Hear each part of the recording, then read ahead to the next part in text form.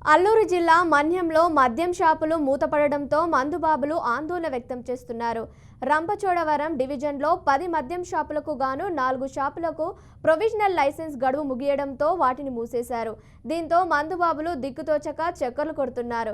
దీనిపై excise CI Sridhar బాబును వివరణ కోరగా లైసెన్స్ గడువు ముగియడంతో మూసేశామని, అనుమతులు పొందిన వెంటనే పునరుద్ధరిస్తామని తెలిపారు. డివిజన్ మా ఎక్సైజ్ స్టేషన్ పరిధిలో మొత్తం 10 మద్యం దుకాణాలు ఉన్నాయండి. అందులో 6 మద్యం దుకాణాలకి పర్మనెంట్ లైసెన్స్ వచ్చింది.